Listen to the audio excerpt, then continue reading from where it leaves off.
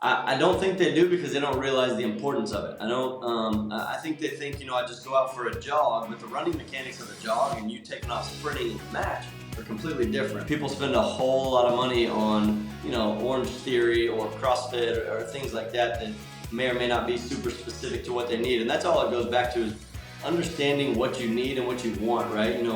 We kind of just touched on it a little bit. Like I want to be in the gym a little bit more, right? So there's no need for me to do certain things, especially if they're not going to help me as an official. Hello and welcome to the YesRef podcast. I'm Ollie Ballinger and with me is co-host Ben Williamson. Ben, how are you? Hello, pal. Yeah, very good. Thank you, mate. Very good. Tired. Need a nap, but very good. Thank you. Tremendous. Well, on today's episode, really excited to welcome Austin from Runnin Refs all the way from across the pond in the US of A. Austin, welcome. Hey guys, appreciate you having me. No problem. How are you on this fine day? Is it better than what it's like in England at the minute? Yeah, I'm good. It's in the upper 90s here today, so it's hot, but not what it has been. It's been in the 110s over here for the last couple of weeks, so cooler weather, if you will. We'll have to get the editors to put some the conversion rate on the screen right now because I don't know how warm that is, but we'll tell everyone else. Why don't you tell us a little bit about you? Are you married, got kids? What does Austin look like? So no kids. Well, two dogs, two Bernese Mountain Dogs. Man, they are the apple of my eye. They are amazing dogs. Just got a 11-week-old last week, so he's still. We're figuring out how to potty train right now still. Oh no. Okay. And I live with my girlfriend. She's a physical therapist, so we're both in the fitness world, and we also both share potty training duties. So Nice. yeah. Yeah, we live in an apartment. We're not homeowners yet, but looking forward to the day where the tax rates and interest rates go down, where we can do something like that. And then you could just leave the back door open and they can go out, right? Potty training's Yeah, I'm not telling you, I'm required. about to worry about the elevator sending them out. Amazing. So, why don't you tell us a little bit about what's on your T-shirt, Runnin Ref? What was the idea behind that? This is Runnin Ref, and it is an app-based fitness training program for officials. So I was a collegiate strength and conditioning coach for 9 years, and I know we will get into it a little bit, but Runnin Ref started with a couple college football officials, so American football officials here. We started training in person, and a year and a half later, we just kind of created Runnin Ref. We wanted to be able to help officials everywhere and put out a training program that they could do anywhere in the world. And some of the biggest things that they told me was, hey, we're always injured or we're hurt or we need to learn how to run more mechanically sound. And, here we are today. It's a logo that we're really proud of, and I'm excited to put on a T-shirt. Awesome. I mean, it sounds really interesting because fitness is such an important part of being a sports official, right? And I think that is in a multitude of reasons, just the positioning of the sports official to be in the best position to get the decision right. But I also think it plays a factor into the decision making towards the end of the game. So like if you think about it, is my decision making going to be as good in the 80th, 90th minute as it was in say like the first 5 to 10? So like yeah, because of fatigue. Right. So I think the landscape of fitness is more than just what appears to be, I just need to be fit because I need to run around. Yes. Yeah, I mean, there's a lot of ways to be fit, right? I mean, we think of fitness as, Tabatas or bike rides or walks with our dogs or, a jog around the park. But, I mean, fitness for officials is pretty specific. I mean, you already hit on it, right? The positions, the directions that I have to move in at every position on the field. So, as a match official, as a basketball official, it all is important. And I get to the end of the game, like you're saying, fatigue could change the game if I'm, not in the right mind space, if my heart rate's up too high. And now I'm all over the place. I don't make the right call at the right time. So yeah, I just think it's critical. When you first started doing this and you first started training, I assume it was just a couple of friends or a couple of other people at your local leagues or your local games. How many of you were doing it, and was it a group idea? Is it just your idea? Where did the idea come from to go? Actually, we could do something with this. Yeah, well, the two American football officials that reached out to me through a mutual friend. And like I said, they mentioned, hey, we want to learn how to run better. We've had some soft tissue injuries and things like that. So we took it, and what we started to do was actually form a group out of that. So we started to meet once a month or twice a month last summer prior to American football season getting ramped up and started, right? And then they're in the middle of season, but they're at the same time like, hey, what do we do? It's Monday, it's Tuesday, it's Wednesday, so on and so forth. So we just started with like Google Sheets and stuff, you know what I mean? And then as more and more people started to, they're branching out to those guys that, we decided to put it on a platform where everybody can use it. So, like, I just want to dig into like Runnin Ref a bit more. Like, is it what is it, if you like? Is it a platform? Can you visit on a web? Can you download an app? Like, tell us a bit more.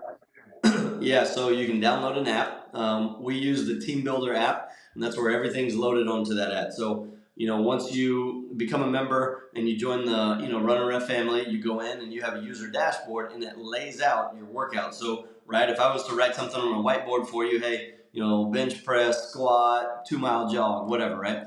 It is all laid out there for you with demo videos and text descriptions in the order that you're supposed to do it in. So there's field work, there's court work, for the basketball officials, and then there's weight room work as well, and there's always bonus recovery sessions and all sorts of things. So anything that you may need within the week of training, it's all within the app. Is it generic or sports specific? So it is sports specific. So we've got American football has different needs from international football or soccer, if you will, right? Basketball officials have different needs as well. So the programs have their own similarities, but they all have their differences too, right? I mean, and then obviously, we talked about the temperature conversions. Actually, I did think ahead on this one. I made metric conversions for the football program. So I'm sure you guys would be happy to know that it's in meters and not yards. Yeah, but bizarrely, we still like miles rather than kilometers. That's crazy to me. I don't get it. We are a strange breed. Like, it's really odd, You go to Europe and it's everything's in kilometers and meters and everything, and I think there are a lot of elements of England that is still like metrics around meters and kilometers. But for whatever reason, if you ever go to someone, how far you're traveling, or you're putting your expenses in, right? Everything's in miles. I mean, the minute you go kilometers, blows people's mind. Not a clue. That's interesting to me. I would have never thought that. I mean, so I've got a question for you then around some of this. So obviously, fitness levels will differ depending on what level of sport and what sport.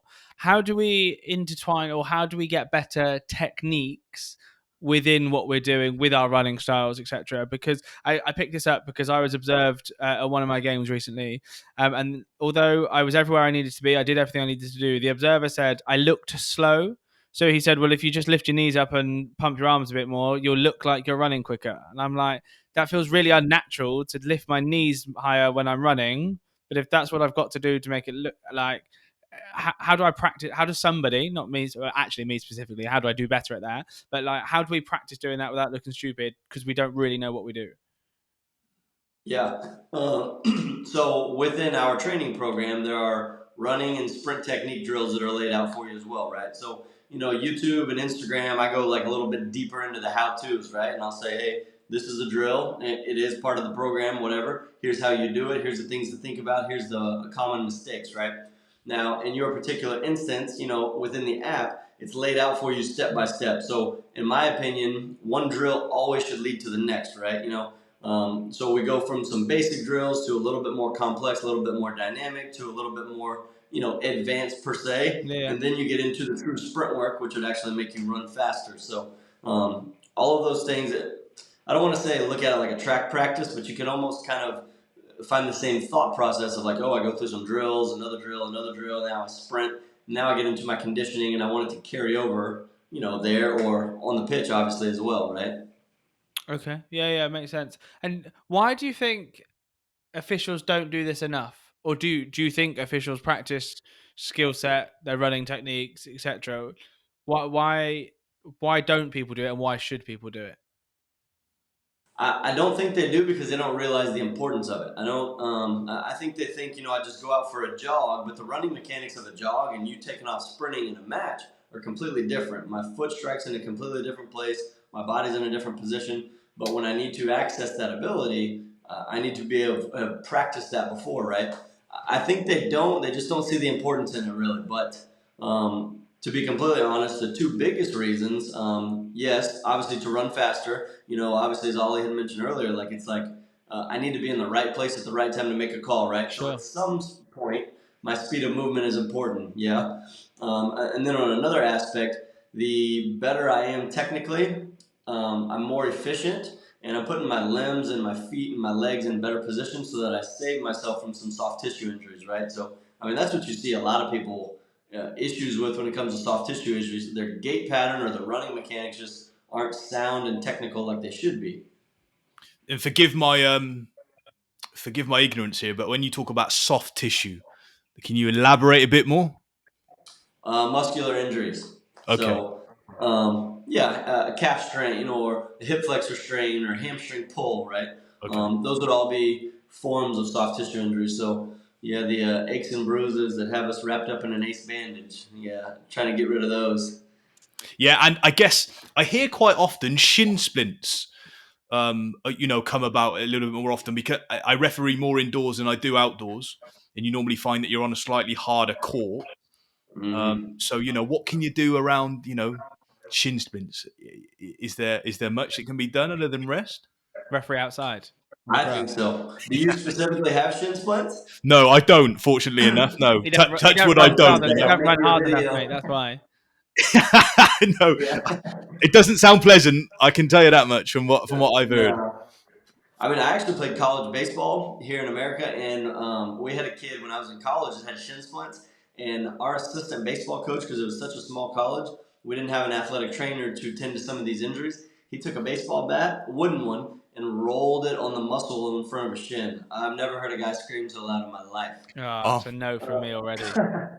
Nah, I think I'd rather have But shin there's some splints. stuff you can do similarly, though, that's a lot less invasive. I mean, I would always try to take care of my feet. So, yes, the surface is hard, but I like to do self massage on my feet, and those are things that I recommend to people too. Golf balls are probably the best, but lacrosse balls can be great too, baseballs. So, everything starts from your feet. So, if you loosen up what's on the bottom of that foot, obviously it runs up the chain a little bit too. The calves, so definitely on the backside of where that shin splint is too. So the calves still, hold some effect to that. And then on the front side too, there is muscle wrapping around and beside that bone. So you've got to loosen that back up and kind of massage that too. So there's a piece of equipment called the peanut ball. I actually just make them myself because they cost money. But 2 tennis balls, if you can imagine, kind of figure 8 with some athletic tape.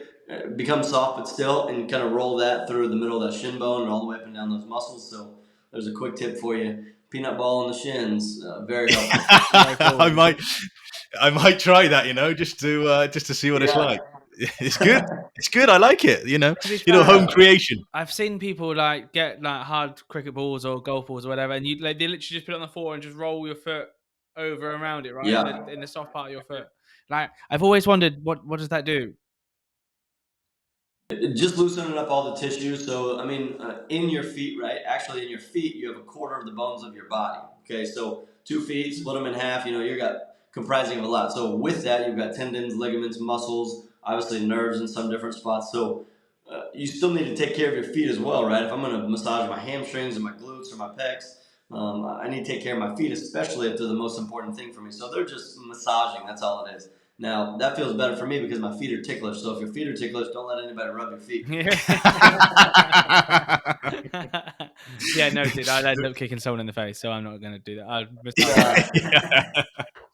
So what I'd really like to know, Austin, is obviously running ref. You must have some experience as a ref. So were you a sports official? Are you an active sports official?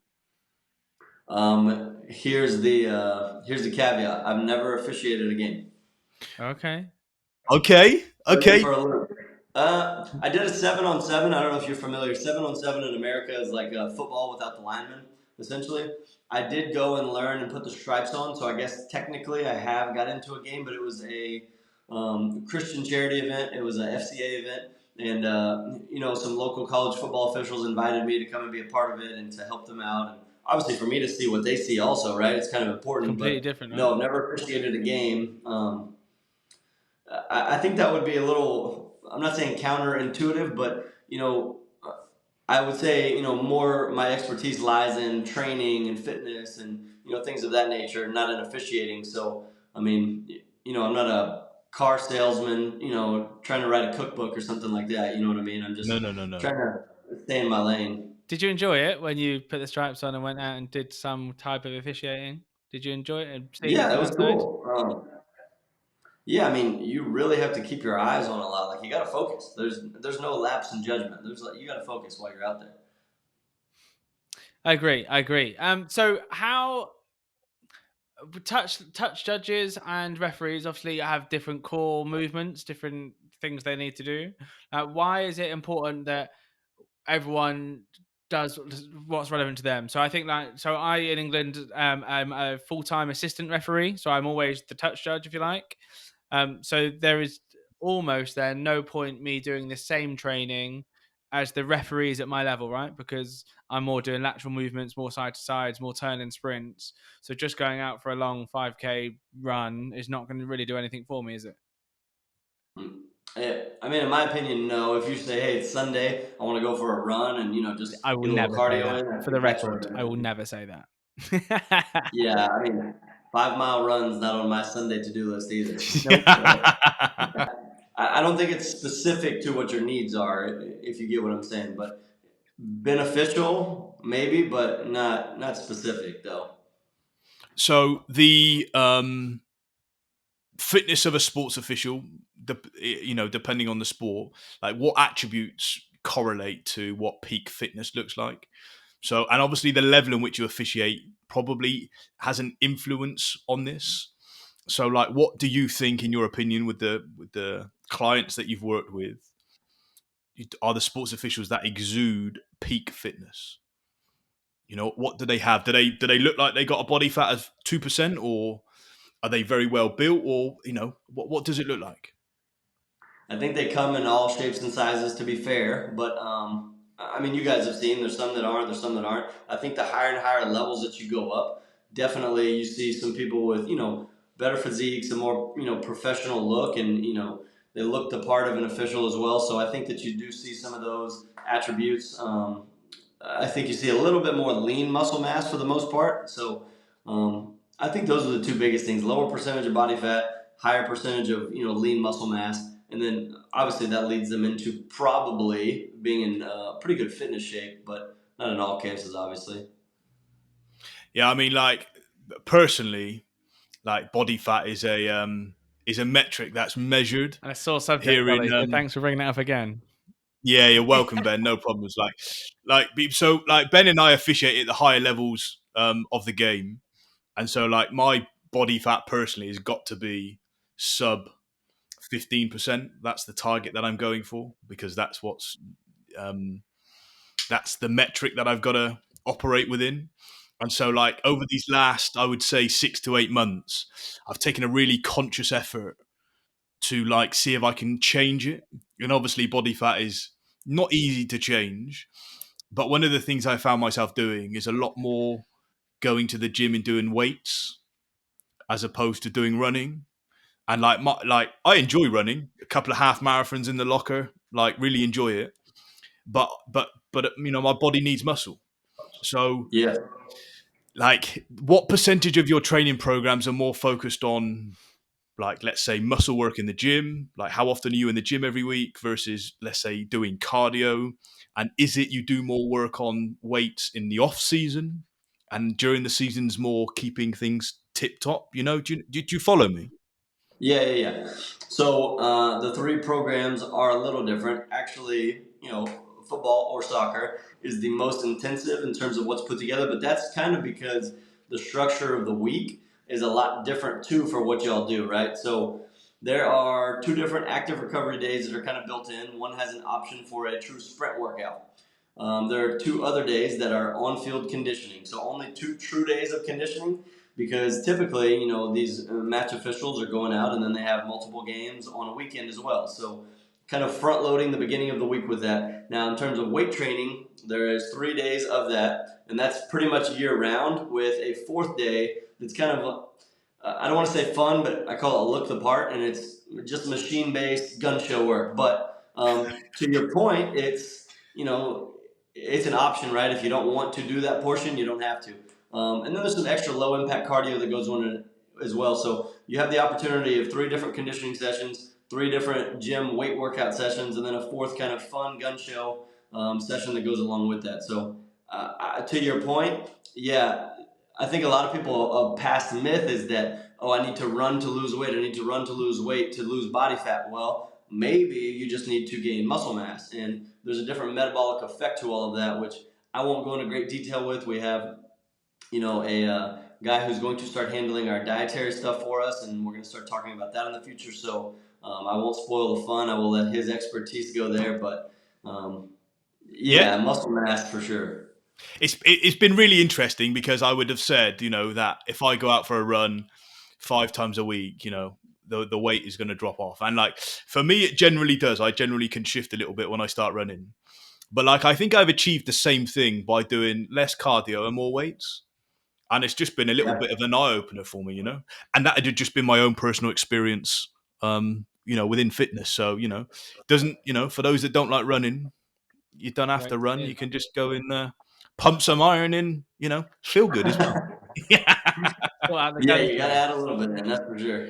You'll have to do that one day. You have to do your little gun show thing. I won't do it because I don't have any guns, so that'll be embarrassing if I did it. But well, we can send it to you, and you tell us how it goes. Your hoodie might be fitting a little different after. I don't think I need to be doing any egotistical poses for sure. No, but I think you should do it. No posing in the program. I'll tell you that. There's no posing. Yeah, good. Oh, so that's why I'm not going to do it. No, I'm joking. I'll have a look. So obviously, go on, Ben. Go on. No, I was just going to talk about like we mentioned earlier, beforehand. I think offline around. Sports officials spend a lot of money on gym programs, gym memberships, which may or may not be accurate to their requirements, to actually what they need to be doing. Did you want to touch on that? Yeah, people spend a whole lot of money on, Orange Theory or CrossFit or things like that may or may not be super specific to what they need. And that's all it goes back to, is understanding what you need and what you want, right? We kind of just touched on it a little bit, like I want to be in the gym a little bit more, right? So there's no need for me to do certain things, especially if they're not going to help me as an official. So people spend a ton of money on these things, but they just have to know what they're trying to prepare for. I'm trying to prepare for the court or the field or the pitch, right? I'm trying to prepare specifically for those things, and they spend a lot of useless money on things that aren't designed for the same aspect. They're more general fitness as opposed to very specific. So that's just always where I think, if you're going to spend money on something, like know what you want and what you're getting into out of that. You know what I mean? And is that because, is it difficult to find specific kind of training programs for the sports roles that we do? And is that where you've seen a gap in the market to go, well, actually it's quite difficult to find something specific to what I need to do as a touch judge as opposed to a referee, and it's not just basic general fitness? Is that why people don't do it as much, because they just don't know what they're doing? Yeah, I think to be completely honest, there's just not anything out there. You know what I mean? Unless y'all have seen something, obviously, across the pond. But over here, there's nothing, and I would have never known that, obviously, until I got into this. But there's just been nothing for them, right? So I think people just don't know. So they're like, oh, I'll just do CrossFit, or oh, maybe I'll go into powerlifting, or oh, maybe I'll join the running club. But yeah, people don't know. Yeah, I think that's probably the exact same with me. I'm not a gym buff. I don't wake up and go, I need to go and spend 3 hours in the gym today. I know that I need to do something because my body fat is still too high. So I need to be below 18% body fat for my next promotion. And I'm not. So I know I need to do something. But the bit that scares me with all of it is I don't know what I'm doing. So I don't know if I do high weight reps and low numbers, or I don't get it. And I think that puts me off from doing anything. So I'd rather not do anything than go and do something, which is also mindset, right? Like I know in my head I should go and do something. I had a game last night, worked quite hard, moved as much as I could, etc., etc. Today I've been sat down working all day, haven't done any exercise, haven't done any stretching, because I don't really know what I should be doing the day after a game. Hey, I mean that's fair, to be honest. And the sets and reps thing, don't get too caught up in it. I mean, each set and rep range has a different need, but some people are afraid of doing too many reps. They're like, oh, I'll get fatigued. Some people are afraid of doing too low of reps. They're like, oh, I'm not getting anything out of this. Well, that's where you need some guidance to tell when the reps are low. Typically, you want the weight to be a little bit higher. You're building strength at that point. Vice versa. When the reps are a little bit higher, you're either trying to build on some volume or create a little bit more fatigue and muscular tension through all of those things that you want the weight to be a little bit lower, but you're always trying to push some of those things to drive your body to a new threshold. You know what I mean? Yeah, and I think for me, just getting into the gym will probably drive my body into a new threshold of going, what are you doing in here? What are you doing? There's nothing wrong with starting with some push-ups and pull-ups. I'll tell you that right now. Bodyweight lunges, nothing wrong with those things. I need to do that. I actually really need to do that. Well, make a note, Ben, and make sure it happens. I'll add it to the to-do list, Ollie. I'll add it to the to-do list. Send you a follow-up email next week. Yeah, Yeah, how many have you done? yeah. Can I see the video? I want to see your technique. Yeah, You should do that. You should do Yeah. We'll put a bit of social peer pressure on you, Ben. Right. Yeah, nailed it. So, what I would like to know is like, what are the differences between, let's say, the NFL and basketball as a sports official? Because like one is obviously clearly outdoors and one is indoors. Like, Yeah. what do you think are the differences, like from a training program perspective, between the two? Yeah, so I mean, in the basketball game, for the most part, court is a lot shorter, smaller, more concise. So, but what they do in game is a lot of sprinting. They do a lot of stop, start, sprint, stop, start, sprint. So, we have an exercise that we do a lot of repeat sprints that are in the program on a consistent basis, not every week, but on a very consistent basis to prep them for some of that. And then they have a few more deceleration drills to make sure that they're ready to stop as quickly as they have to, right? The football program, the distances just get a little bit longer. There's not as much of the deceleration work and things like that, but there's also multiple positions within, American football as well, right? I mean, you got, you just got guys all over the field, line of scrimmage, back judges. So there's some different requirements from that aspect too. And there's some more lateral movements that are involved in that program. But within that program now, we have some multi-directional conditioning, which basically is like a circuit, but it just combines a lot of the elements because they're not going to run straight and backpedal on every single play, right? But they might run on an angle and cut, and they might backpedal, turn, and run on the next one. So we have some circuits that are built in to kind of make sure that they're getting some specific conditioning, but general athleticism as well. Yeah, it's interesting because I referee futsal, and I would say that's a much more comparable to basketball, and we do find ourselves, doing a lot of fast sprints, And I think what's also interesting is how the fitness tests have evolved as well, like over the last sort of 10, 15, 20 years. I mean, if you go back to when I started in 2005, we had to do 1,000 meters in 12 minutes on a running track. I mean, how that has any correlation to what you do as a referee, right? It baffles me. But that was the test, But today, it's a lot different, We're doing sprints on timed gates, and then we're doing things like, particularly in futsal, we're doing a yo-yo test with two different types of movement, forwards and then sideways. So it's really encouraging to see like the governing bodies changing the tests so that they're more relevant and bespoke to what is relevant for the referee. But I think there's an element of referees and sports officials generally need to find a program that works for them, bespokely. Yeah. How do y'all feel about those tests, by the way? I dread them. Do you Every like time the they come evolution around, of them? hate them. Knowing that it comes up on my email inbox and go, I've got to go and book one to go in. Oh, I should probably go because I have confidence in my ability. Like I know I can do it, and I know I can pass it with my just standard general level of fitness.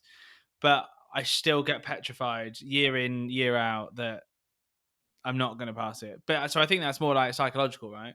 It needs to happen. There needs to be a basic level of fitness.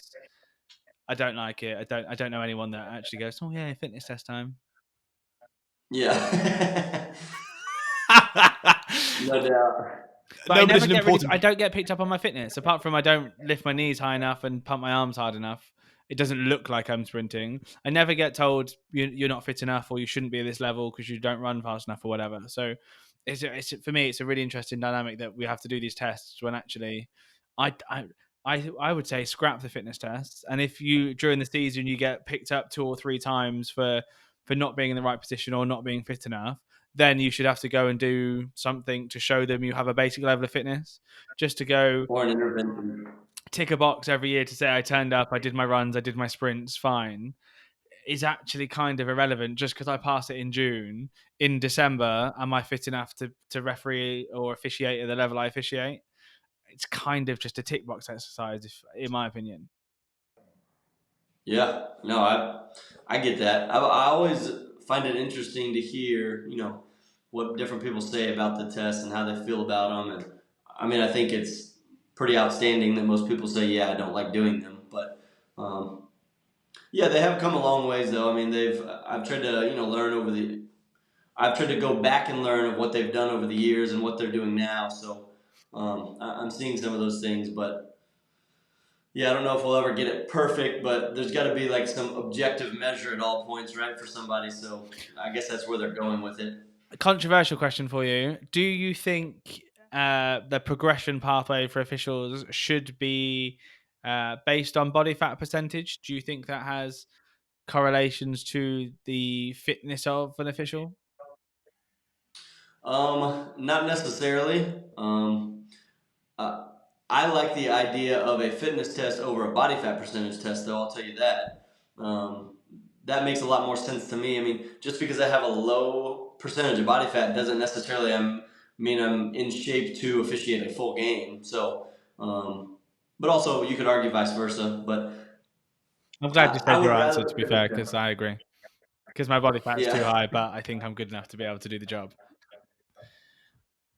Yeah, you just see different body types that are able to accomplish the same goals, right? But you don't see somebody who's a low percentage of body fat that is in terrible shape that's able to go and do the job that you guys do at the high level that you do it. So I don't see that. No, I agree.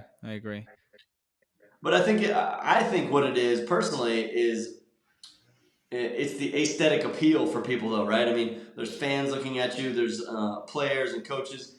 I just think you don't want somebody that has an odd shape or that's overweight out there officiating at the wrong time, right? So I Yeah, think it's the public perception. yeah, I get it. I think in my ideal world there should be a. Ideally, we'd like you be between X and Y.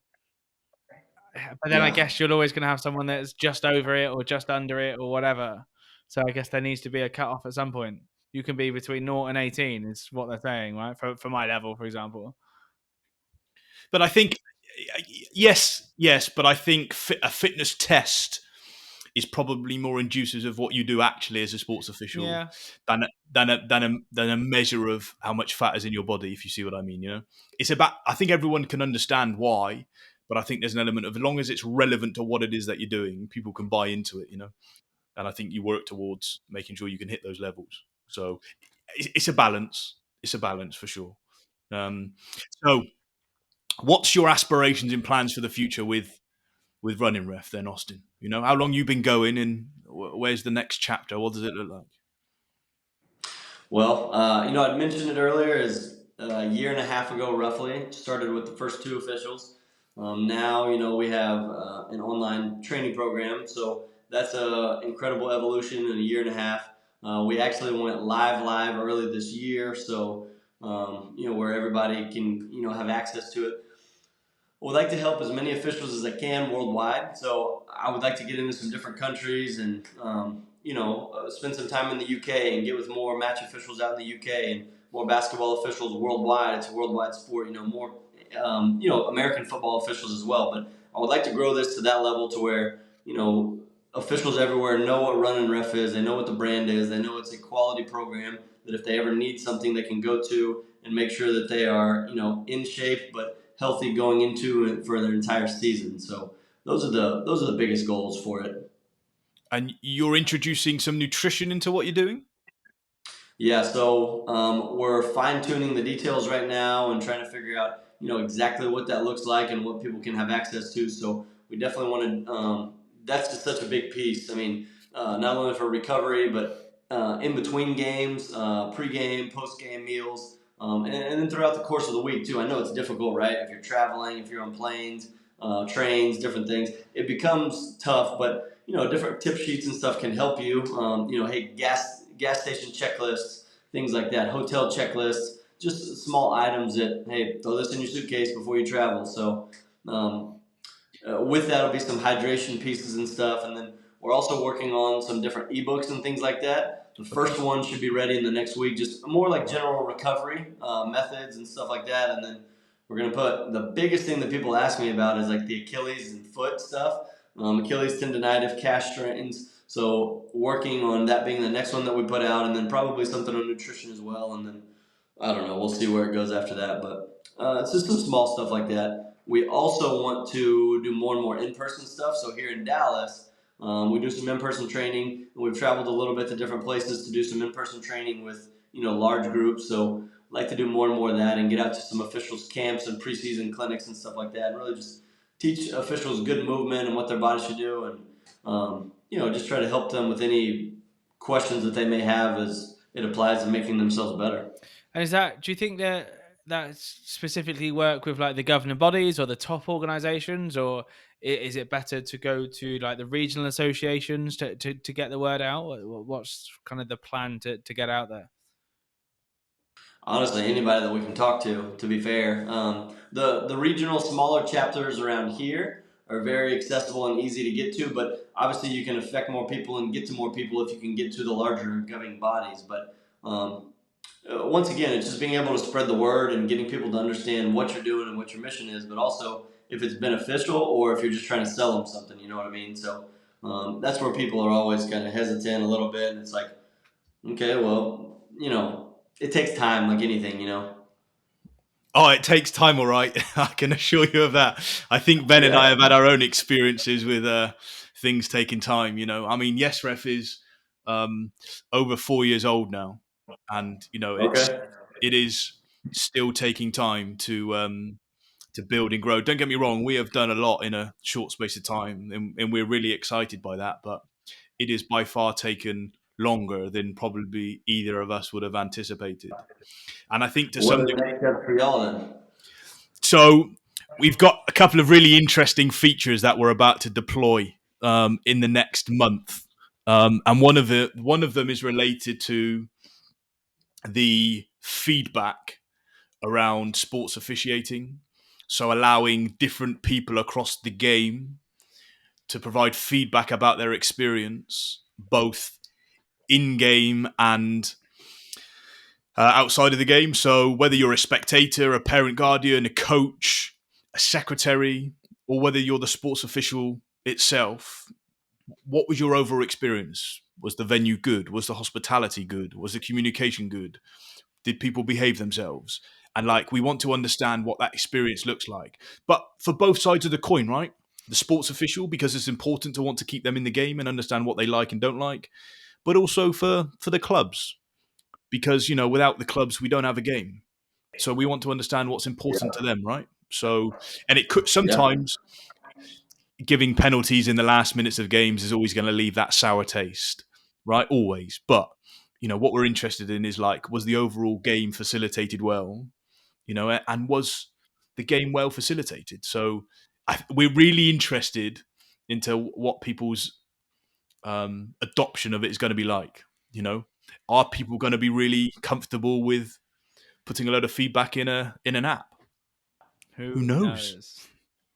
So that's next on our hit list. All right, that's cool. That's important right now in the officiating world. We think so. Yeah, we think so. Because no one ever asked, right? No one ever asked the referees, "How did you enjoy today?" Because if we can start understanding those pictures, and at the end of the year, that referee quits and goes, "Actually, I'm not going to do it again next year," we can look back and go, "Well, actually, out of the 60 games they officiated, they didn't enjoy 40 of them. So yeah, I'd expect them to not re-register next year." And then actually we have some more information going into the next couple of years, or halfway through the year, we could probably look at that and go, well, actually next year we might struggle for sports officials, because based on previous trends, if you have more than 50% of your games you've not enjoyed it, you're not going to re-register. next year we've got even more problems than we got this year. Yeah, no, I get that for sure. But we'll see. Yeah, So, lots to come from it. We will. So what we like to do at the end of every podcast, Austin, is pose a question to our guest. So I'm particularly intrigued to hear what your answer is going to be on this one. Actually. Me too, from a different perspective. Yeah, what's coming here? Little drum roll, please. Little drum roll. So if we was to give you a magic wand, what's the one thing that you would like to change in the sports officiating world? The amount of officials that quit every year. Great answer. Yeah.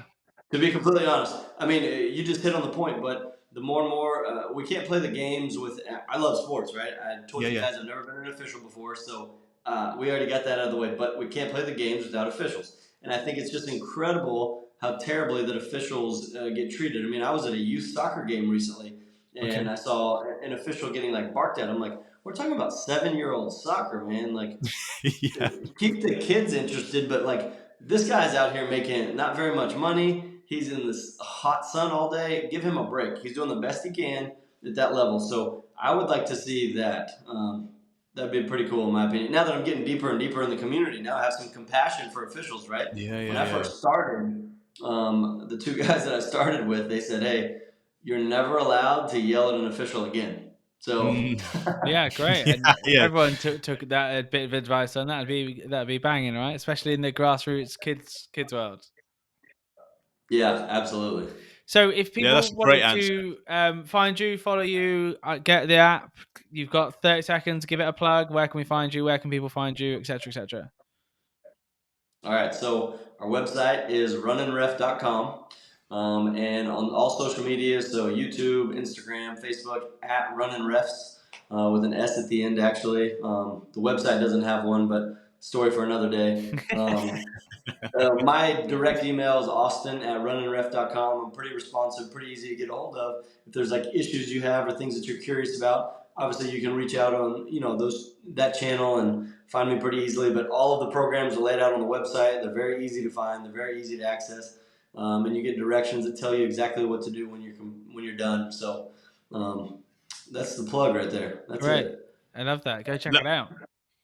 Love it, Austin. And I tell you what I am going to do, right, is I'm going to go and create my own peanut ball. If you need a demo on that, I got you. Yeah, for sure. I'm going to go give that a blast. I'll send you a photo because it could be a dismal first effort. We want that on socials, Ollie. You've got to post that. And show us just using it as well, because it'll probably fall apart as soon as you use it. Like, yeah, quite. Yeah, that sounds good. Yeah, I'll get one across to you for sure. Austin, thank you very much. It's been really interesting getting into the firstly, just understanding your story on Runnin Refs. Both I think we're both part of a young little startup, so it's always interesting understanding how that story has developed thus far. We wish you the most amount of luck that you can get with it, because you need a little bit of luck along the way. And hopefully we'll keep a close eye on your journey with fitness, and you never know, Ben and I could be knocking for a little advice further down the line. Absolutely. Yeah, well, I can't thank you guys enough for having me. So definitely appreciate it and getting to know you guys, and we'll definitely keep in touch. And when you come over, we'll go to a game. That's right. Definitely need to experience that in person. We will sort that out for you, my friend. We will do that. Thanks, Austin. Cheers, pal. All right. Thank you, guys.